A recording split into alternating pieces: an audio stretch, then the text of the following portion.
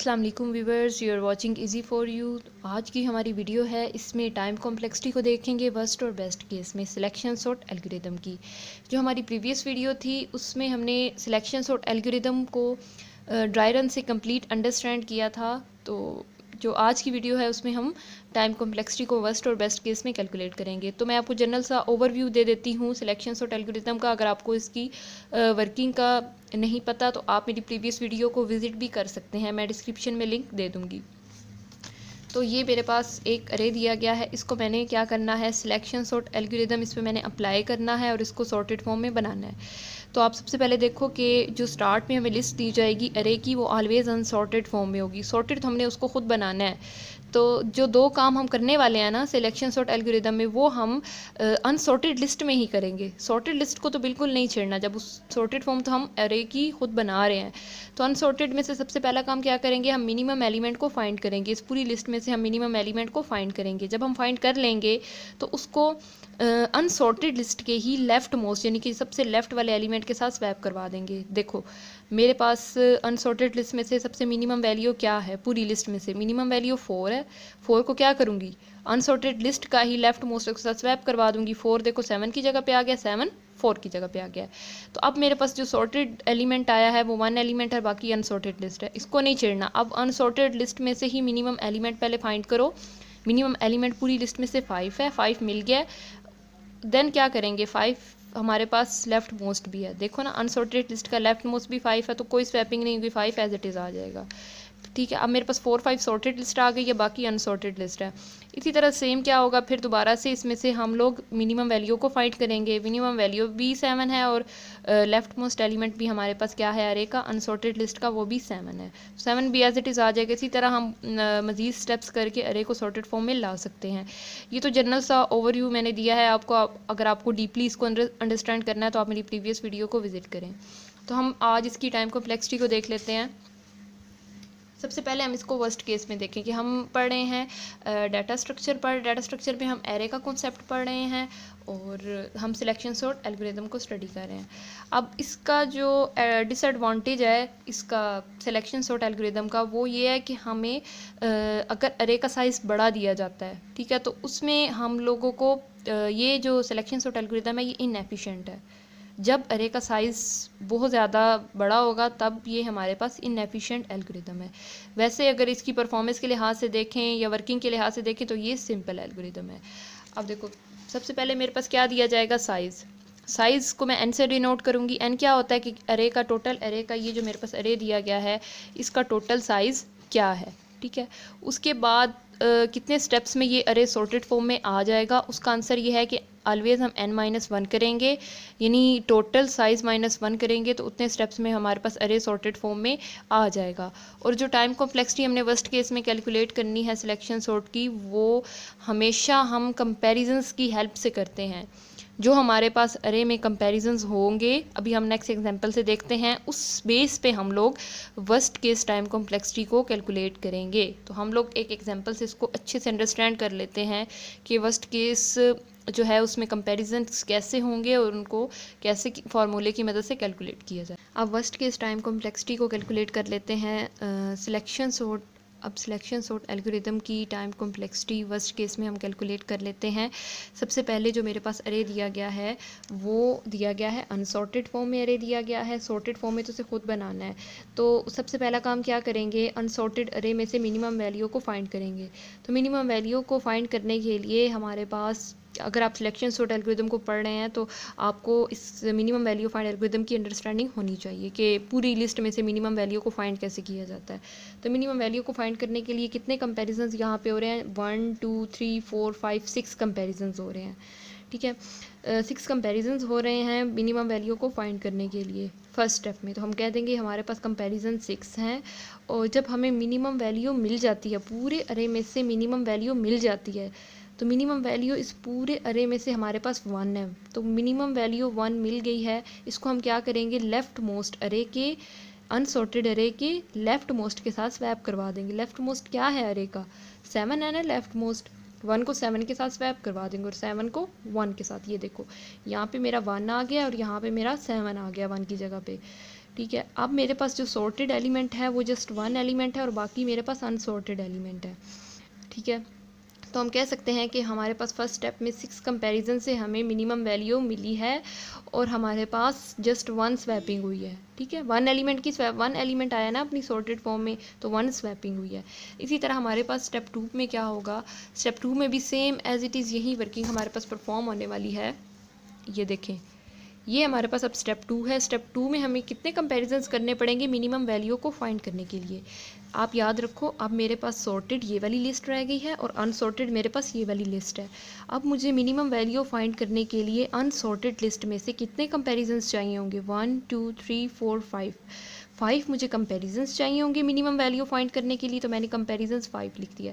अब ये जो सिलेक्शन सॉर्ट एल्गोरिथम है, इसकी वर्किंग को मैंने प्रीवियस वीडियो में डीपली इसको एक्सप्लेन किया हुआ है। अगर आपको किसी चीज़ में प्रॉब्लम हो रही है तो आप प्रीवियस वीडियो को विजिट कर सकते हैं। तो मेरे पास अब क्या होगा, मिनिमम वैल्यू अनसॉर्टेड में से फाइंड करने के लिए 5 कंपैरिजंस होंगे। ठीक है, और स्वैपिंग कितनी होगी, जस्ट वन नंबर स्वैप होगा। ठीक है, हर स्टेप में हमारे पास जस्ट वन एलिमेंट जो है वो सॉर्टिंग फॉर्म में आता है। तो इधर भी देख लेते हैं हम, जब हमें इस पूरी लिस्ट में से मिनिमम वैल्यू क्या मिलेगी, अब 4 मिलेगी ना। पूरी लिस्ट में से आप देखो मिनिमम वैल्यू क्या है, 4 है। 4 को किसके साथ स्वैप करवाऊंगी, अब सॉर्टेड को तो छेड़ना ही नहीं है, अनसॉर्टेड लिस्ट का जो लेफ्ट मोस्ट है, यानी अनसॉर्टेड लिस्ट का जो पहला एलिमेंट बोल लो जो बिल्कुल लेफ्ट में है, उसके साथ स्वैप करवा दो। 4 को मैं 5 के साथ स्वैप करवा दूंगी। ये देखो 5 आगे चला गया और 4 5 की जगह पे आ गया। अब मेरे पास सॉर्टेड लिस्ट 1 और 4 है और अनसॉर्टेड 5 8 9 7 6 है। ये स्टेप 2 में हमारे पास 5 कंपेरिजन हुए हैं और जस्ट वन एलिमेंट ही सॉर्टेड फॉर्म में आ चुके हैं। ठीक है, फर्स्ट स्टेप में हमारे पास 0 इंडेक्स पे आया था, सेकंड स्टेप में हमारे पास 1 इंडेक्स पे 4 सॉर्टेड फॉर्म में आ गया और बाकी अनसॉर्टेड फॉर्म में। जब हम थर्ड स्टेप स्टार्ट करेंगे वो भी हम सेम स्टार्ट करेंगे अनसॉर्टेड लिस्ट से, सॉर्टेड को नहीं छेड़ेंगे। अब थर्ड स्टेप आप देख लें। अब मेरे पास जो थर्ड स्टेप है, थर्ड स्टेप में मेरे पास कंपैरिजंस 4 हो रहे हैं। ये अनसॉर्टेड लिस्ट है। ठीक है, इसमें से मिनिमम वैल्यू को फाइंड करने के लिए कितने कंपैरिजंस हो रहे हैं, 1 2 3 4 कंपैरिजंस हो रहे हैं और मिनिमम वैल्यू क्या है इस पूरी लिस्ट में से, 5 है। और आप देखें 5 ही हमारे पास इस पूरी अनसॉर्टेड लिस्ट का लेफ्ट मोस्ट भी हमारे पास क्या है, 5 है। तो हम क्या करेंगे कि 5 को एज इट इज़ लिख लेंगे और ये हमारे पास सॉर्टेड फॉर्म में आ जाएगा। कोई भी स्वैपिंग इस स्टेप में नहीं होगी और बाकी अनसॉर्टेड फॉर्म में होगी। तो हम अगले स्टेप्स को देख लेते हैं।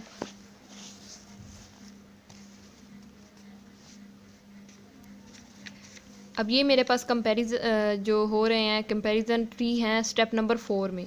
अब आप देखो स्टेप नंबर 4 जो है मेरे पास, उसमें कितने कंपैरिजन हो रहे हैं, 0 1 2 इंडेक्स पे जो है वो हमारे पास सॉर्टेड फॉर्म में आ चुके हैं एलिमेंट्स और बाकी 3 4 और 5 पे मेरे पास क्या है, अभी जो एलिमेंट्स हैं वो अनसॉर्टेड फॉर्म में है। ठीक है, अब इनको सॉर्टेड फॉर्म में लाना है। सबसे पहला काम क्या करना है, इसमें से मैंने फाइंड करना है मिनिमम एलिमेंट। मिनिमम एलिमेंट को फाइंड करने के लिए 1 2 3 कंपेरिजन्स लगेंगे। ठीक है, वो मैंने कंपेरिजन्स लिख लिए हैं। तो कंपैरिजन्स के बाद हमारे पास क्या होगा कि जो मिनिमम वैल्यू मिलती है उसको हम स्वैप करवा देते हैं अनसॉर्टेड लिस्ट के ही लेफ्ट मोस्ट के साथ। तो अनसॉर्टेड लिस्ट का लेफ्ट मोस्ट यानी बिल्कुल लेफ्ट में पहला एलिमेंट, ये अनसॉर्टेड लिस्ट है, इसमें पहला एलिमेंट 8 है और मिनिमम क्या मिला है, 6 मिला। 6 को किसके साथ स्वैप करवा दो, मिनिमम एलिमेंट को लेफ्ट मोस्ट अरे के साथ स्वैप करवा दो। तो देखो नीचे मैंने 6 को 8 की जगह पे लिख दिया और 8 मेरा 6 की जगह पे आ गया। तो मेरे पास अब सॉर्टेड लिस्ट 0 1 2 3 इंडेक्स पे है और 4 5 6 मेरे पास अनसॉर्टेड लिस्ट है। तो आप देख सकते हो कि 3 कंपैरिजंस हुए हैं और हमें मिनिमम वैल्यू मिली थी, फिर उसको स्वैप करवा दिया हमने अरे के लेफ्ट मोस्ट एलिमेंट के साथ।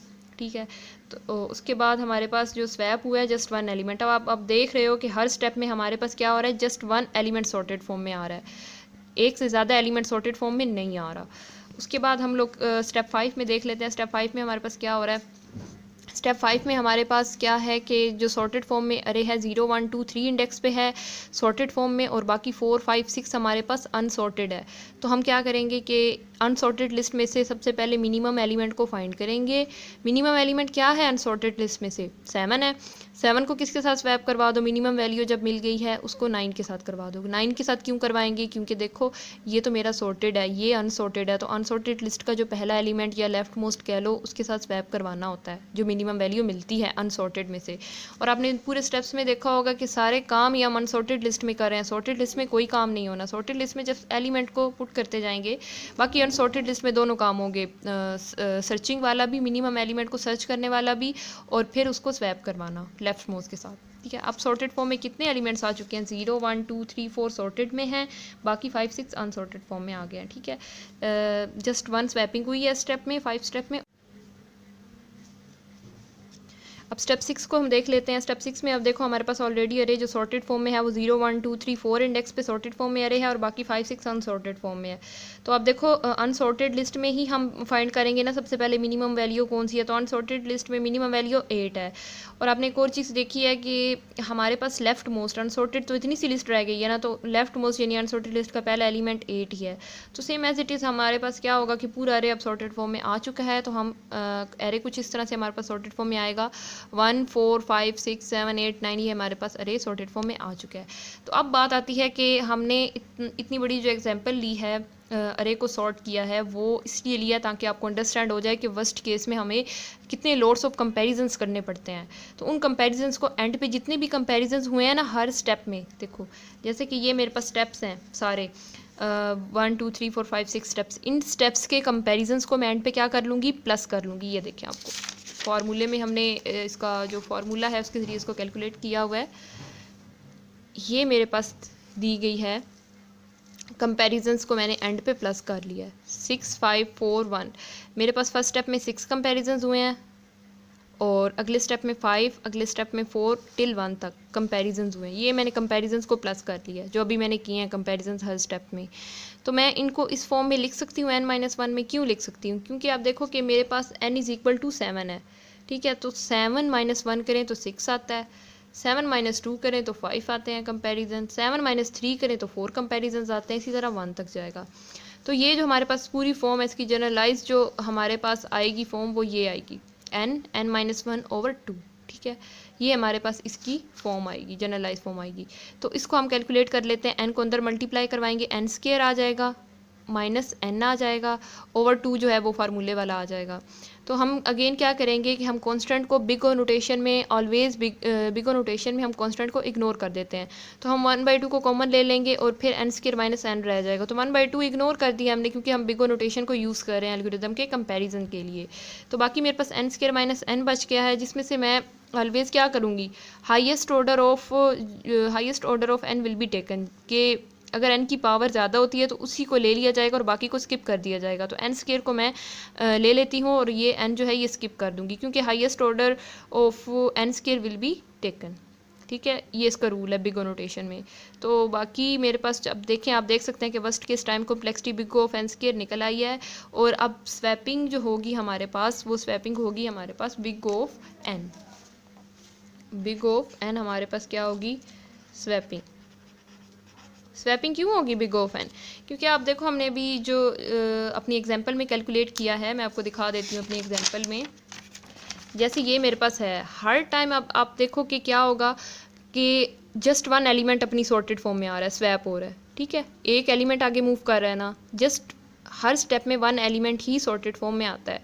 तो जितने भी अरे में एलिमेंट्स होंगे हमारे पास, जितने भी अरे में एलिमेंट्स होते हैं n टाइम्स उतने ही हमारे पास क्या होती है, एलिमेंट्स की स्वैपिंग होती है। तो हम कह सकते हैं कि n टाइम अरे के एलिमेंट्स होंगे तो n टाइम ही क्या होगी, हमारी स्वैपिंग होगी। कॉम्प्लेक्सिटी को कैलकुलेट कर लेते हैं। जो बेस्ट केस टाइम कॉम्प्लेक्सिटी है ना, उसमें अरे ऑलरेडी सॉर्टेड फॉर्म में दिया जाता है। ठीक है, मतलब हमें प्रॉब्लम का सोल्यूशन पहले ही क्वेश्चन में दे दिया जाता है, लेकिन फ़र्क ये होता है कि हमें लॉजिकली तो हम बोल देते हैं कि हाँ अरे सॉर्टेड फॉर्म में है, हमें तो पता चल रहा है, लेकिन हमने तो एग्जामिनर को या हम जब सॉल्व करें प्रॉब्लम को हमें तो प्रूफ देना होता है। तो प्रूफ के लिए हम क्या करते हैं, हम एल्गोरिदम को अप्लाई करके देखते हैं। ठीक है, कि एल्गोरिदम इस पर वर्किंग कर रहा है या नहीं कर रहा, और फिर तय करते हैं कि वाकई ऑलरेडी जो अरे है वो हमारा सॉर्टेड फॉर्म में था। तो इसके लिए क्या करना होता है आपको, loads of comparison same as it is first case की तरह चाहिए होंगे, लोड्स ऑफ कंपैरिजंस होंगे, उसके बाद हमारे पास कंपैरिजंस भी होंगे, और हम लोग स्वैपिंग का कोड भी चला के देखेंगे कि क्या इसमें वैल्यूज़ पुट करें तो ये वर्किंग करता है या नहीं करता। उसके बाद हम तय करेंगे कि हमारे पास जो बेस्ट केस टाइम कॉम्प्लेक्सिटी है वो बिग ऑफ एन स्क्वायर आई है, और उसके बाद हमारे पास जो स्वैपिंग आई है वो बिग ऑफ एन है। ठीक है, प्रूफ के साथ हम बताएंगे। तो सेम एज इट इज़ जैसे हमने इसकी टाइम कॉम्प्लेक्सिटी को कैलकुलेट किया है, और बेस्ट केस की भी same as it is time complexity को हम कैलकुलेट करेंगे, क्योंकि हमारा मकसद ये है कि लाइन ऑफ कोड कितनी बार चलनी है, तो वो एल्गोरिदम की कॉस्ट होती है। तो टाइम कॉम्प्लेक्सिटी में वही तो आता है कि एल्गोरिदम की लाइन्स ने तो चलना ही चलना है, चाहे ऑलरेडी अरे सॉर्टेड फॉर्म में है, हमने कंपैरिजंस भी करने हैं, हमने स्वैपिंग करके देखनी है कि क्या स्वैपिंग होती है या नहीं होती। तो इस बेस पे हमारी जो कॉस्ट होगी वो बेस्ट केस में भी बिग ऑफ एन स्क्वायर होगी, और बिग ऑफ एन हमारे पास स्वैपिंग होगा। Thanks for watching. अल्लाह हाफिज़।